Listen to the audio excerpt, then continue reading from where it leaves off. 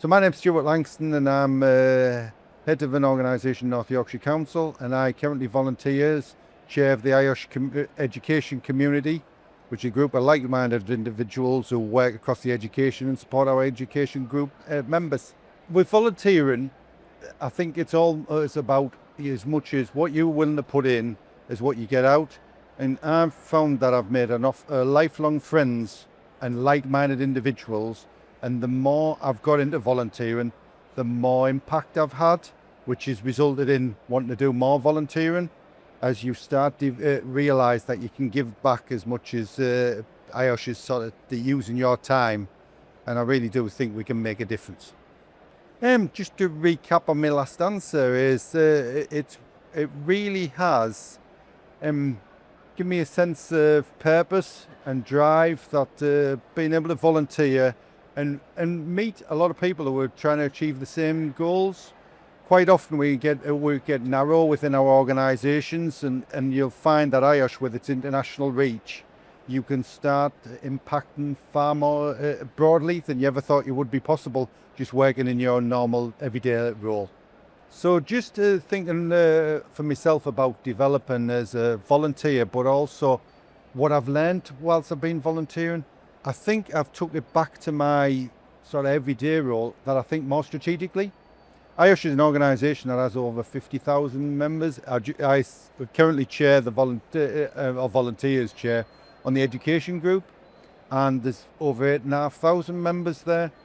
So it starts to think about the broad or the breadth of organisations and the different sectors you're supporting. So you start thinking like that. So you start thinking, how would this impact a wider audience than who I'm currently talking to? So I think I've got a lot out of being a more strategic focus in some of the things that I'm trying to deliver.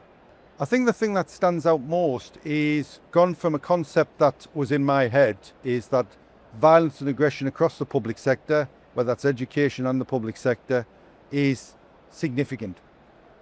And some of the evidence we're getting, as every health and safety practitioner knows, we see a lot of incident reports, and they can be bland on black and white when you realise the impact they have on individuals.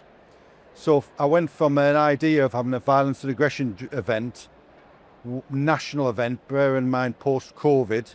We worked with colleagues that was social care and health, logistics and retail, and also education, meeting like-minded people and then driving together a national event that had close to 200 delegates in person, and that was some achievement. And we had some impactful speakers, and there was an intention to really make a difference, because it is challenging out there, certainly the amount of violence and aggression some of our colleagues have to face.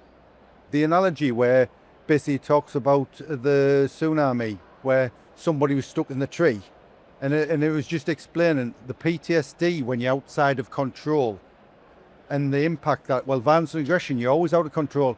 Quite often it's unexpected, you don't know it's coming, and you end up suddenly attacked, and it's completely out of control. So it was a great piece of sort of presentation about how that can impact somebody long term, because you had no control. You have no control whatsoever about their behaviour. You're not prepared for it.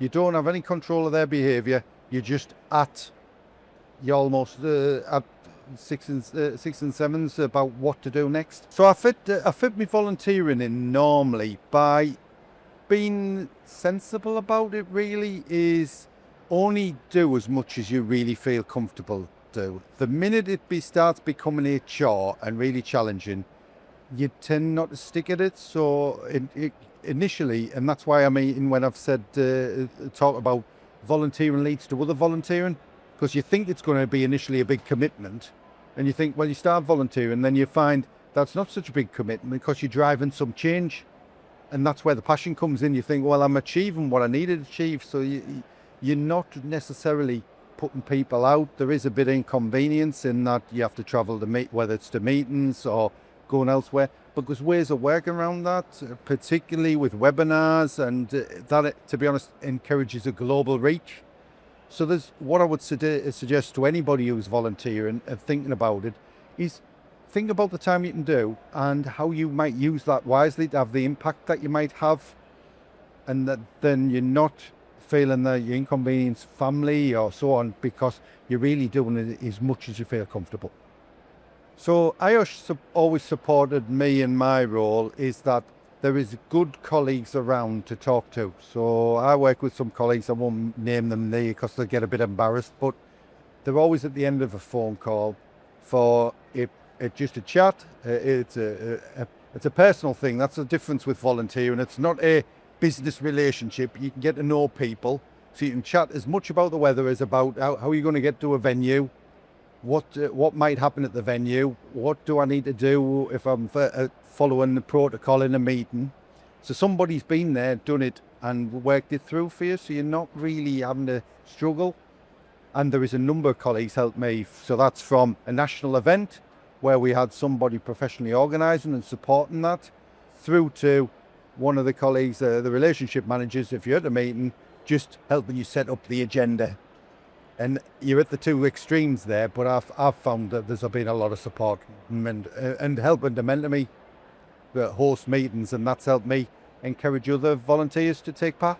I would say pick up the phone or talk to somebody who you know is currently volunteering at IOSH. So that's whether it's a branch, community, or if you have a contact at IOSH, just phone up and say what you'd like to be interested in, and somebody will talk to you around how you might be able to volunteer. As we just heard on a presentation earlier, is that there's something for everybody.